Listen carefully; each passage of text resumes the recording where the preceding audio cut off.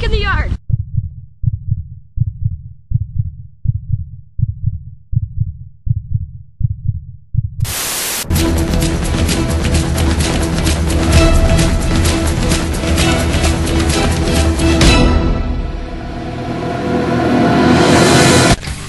Hey everyone, my name's Colin. Today I'm just gonna go around and show you guys some different stuff.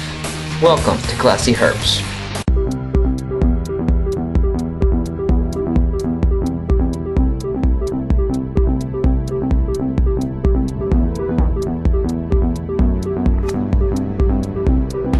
Alright, see, so I just kind of set them down and they just kind of went where they want. Grace, my Xanthic here, is trying to climb this tree. Pinstripe, she's over here.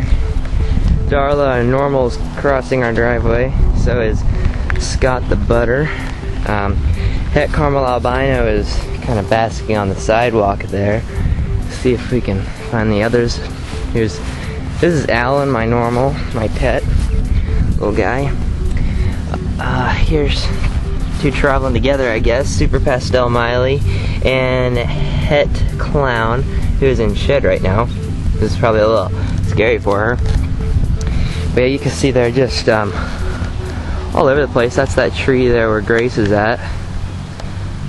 So it's just kind of a fun day out in the sun. It's really warm out here. I think they look so funny crossing the driveway here. Because they can really get moving if you want them to. See my butter here, Scott, he is really moving. If you kind of touch their tail, it gets them going. Yeah, he can move. He's probably my fastest. But just to let you know, that is about as fast as you will ever see a ball python move. So it's not like they can outrun you or something like some corn snakes or garter snakes could. An example of how fast some of them can get going, but it's kind of an ungraceful movement. Kind of funny how her name's Grace, but it's like you touch their tail, they just kind of fling themselves back and forth. They get going. Alright, here's me with all my 9-ball pythons here. It's not including my 5-ball tulip, she's inside. You see, it's a lot of snake. No, but nothing that anyone can't handle. It's just a lot of fun. Alright, then when I bring them inside, sometimes while I'm getting their bath ready, I let them just roam around my living room. Carmen here has gotten herself in quite a tight situation. She's stuck there. I'll have to work her out. Alright, I got her out of there. And I just give them all a bath at the same time. Baths are really important. Because you gotta get all the bugs and stuff. Any stuff that was in your yard, like insect stuff, fertilizer, all that, gets on their skin, it could irritate them, lead to problems. So it's just nice, give them a bath, and always baths are really good. So you gotta make sure they don't get out, but baths are really good for them anyway, even if you don't take them outside. It just moistens up their skin. It helps in a lot of things. I always just give them a big bath together for maybe half an hour. Get all the bugs off of them and stuff. Make sure you don't put them back into their bedding straight from your yard, because that would let all those bugs get going in your bedding, and that would be a problem, because then you'd have a pretty big mite infestation, and that could spread quickly. So yeah, just give them a little group bath. Seems like they like it. Warm water, you know. Gonna make a point about that, how ball pythons, most pythons and boas, mostly there are not very many native around where I live, at least, and the United States, most of it, except for the warm areas. They can't live here. They can't. If you let a ball python out in Kansas, it would be dead the next day, because it has to have 90 degrees, and it has to have humidity. The humidity might take longer to kill it, but it's got to be warm, because their body temperature drops with the temperature. Especially, it might make it through a daytime, but nighttime, especially if it managed to live through a summer, it's not going to make it through a winter. It just can't do it. They're just not made for it. So, if anyone is scared that you know because someone's keeping a snake, and what if it gets out, and what if it starts going around eating a town's pets, well, just tell them that they're stupid, because it can't live outside. Unless you live in like Florida or those southern states where it's warm, that's a problem. I'm sure you guys all know about the Burmese python problem down in Florida. That is a problem, because they can live there and they thrive there. They're not supposed to, but they can. So that was just kind of my take on take your snakes outside. First off, a lot of people have been telling me my turtle tank water is too low. I know that it's weird, I always catch it in the middle of cleaning. This is where her water is usually at. I know it's not that much, but I mean, she can swim easily around in there. It's plenty of water. Okay, update with the tegu and everything, how that's coming along. It's coming along great. I don't know if I've showed you this yet, but this is the new cage he'll be going in. It's looking pretty awesome. And he will be here in June, so I can't wait. His name's gonna be Ozzy, by the way. So, yeah, I can't wait for that. I don't think I've showed you our saltwater aquarium since like a year. Well, it's coming along. It's really clean. And heading out to the rat shed here. Gonna show you guys some stuff. Alright, so in here is everything is normal. I had a few people ask me some good questions if you don't like look at the obvious, and I had someone comment on my last video, why would you freeze the rodents and kill them when you could just feed them live? Well, like I said, if you don't look at the obvious, that's a good question. Okay, rodents grow very fast. Very fast. Snakes, compared to rodents, grow very slow. Okay, so a rat or any rodent that you're going to feed your snake 1 week, it's perfect size. I can almost guarantee you the next week it's going to be too big. So what do you do with all these rats that get too big? Well, you either gas them or you sell them. I actually sell most of mine to pet stores.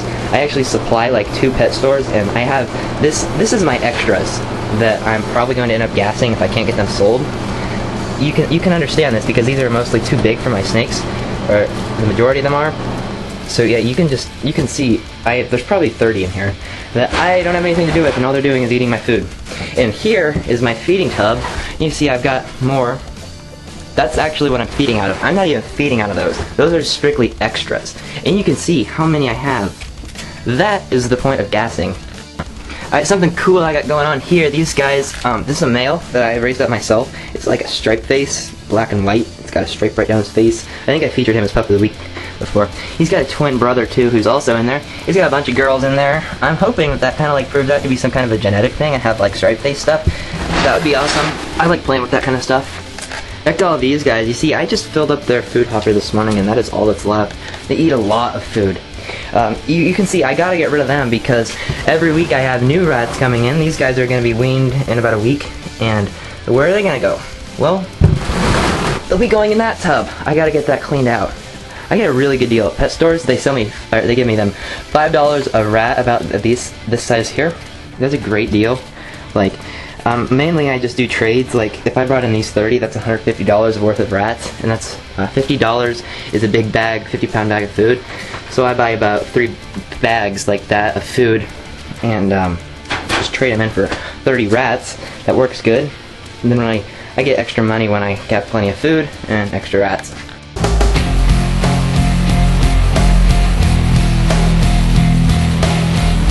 Okay, so Pup of the Week is definitely going to be these two. I'm going to do a treat, or 2 of them today.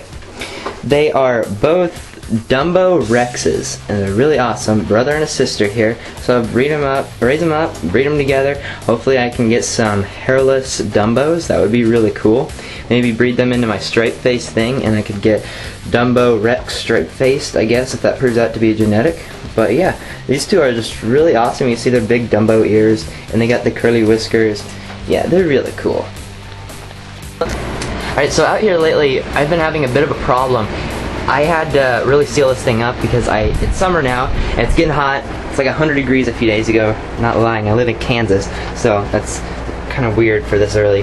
But I got a air conditioner in here now to keep it at 70. It's doing its job. It's just now that I used to leave the doors open a few months ago and stuff, and open the ceiling up, and it would let the air in real nice, and it wouldn't smell in here. But now I have to keep this thing closed up, and it's starting to smell so bad in here. Like, it's hard to breathe. It's really bad. and all I can think of to do is just put the fan in the ceiling and kind of open it up just a little bit, but I don't know what to do. I can't really put an exhaust fan in here because I'm in my garage, and it's going to be kind of difficult to move them outside because I got the siding and a roof and a floor and everything. Yeah, that I might do that this summer, but that's going to be a big project. So until then, you guys need to give me some tips on how I can keep this thing kind of fresh, at least a little better than it is, because I'm sure the rats don't enjoy it either, and also be able to keep it 70 in here without blowing up my air conditioner. Alright, so while I've been here, you guys have something to look at. I'm just going to talk a little bit why the videos have kind of been slacking lately, because, well, I've got a lot going on. I just graduated 8th grade, got the diploma to prove it, so I'm out of school now for the summer. That's good, but it's been really busy. I'm getting confirmed in my church in the next week, so things have been really busy trying to clean the house and everything. You know how that goes. Really busy lately, so that's kind of why stuff goes how it goes. Also, you know, it's summertime now. I have a job. I work at our farm, and yeah, just so much has been going on, especially the track and all the sports and everything. Yeah, a lot's been going on. So, you know, really what I'm trying to say, they scatter really fast, but what I'm trying to say is I need some video ideas because I don't have time to think of them, just let alone to actually make the video. It takes like maybe an hour to actually film the video and then 2 hours to edit the video the way I like it. So that takes up 3 hours of my Sunday or Saturday, whatever day I decide to do it. And I gotta think about what to do in the video. So you guys give me some ideas. Like, if you want to see something, you want to know how I do something, leave a comment below, please, please. That would be awesome. So I would do any video you want me to make right now. Doesn't really matter to me. Whatever you want to see, tell me. So also I need to know, last week I did a video. It was a lot more serious, a lot more informative about how to feed your snakes and stuff. That was a whole different kind of video than this week's video is kind of going to be. Like, this one's a lot more relaxed, as you guys can tell. Just kind of going around talking. What do you guys like? Do you like the lot more serious, informative stuff, or do you like kind of more relaxed like this video's been? Tell me. I need to know what you guys like. Here, spying on my little turtle Tim. He's all stretched out, sunning himself. He's getting ready to jump. Watch this. There he goes. There he goes. Bye-bye, Tim. One last thing here before I go. The very beginning of this video, when I showed you the snakes out in the yard, well, that was just kind of a fun thing to do. It's always awesome to take your snakes outside because they love it. They love going through the grass. I do that right before I cut the grass because it's kind of longer, and they like going through it. It's really funny. They just love exploring, and it's good to get them out in the sun, get them some fresh air and stuff. The sun really makes their scales just look beautiful. So it's always fun. It gets some exercise. You take them outside, that's awesome. I do that a lot in the summertime. It's really good for them. Just make sure you give them a bath so you don't get insect problems or any other problems. Just give them a bath. It's always good to give them a bath anyway, especially when they're going to shed and stuff.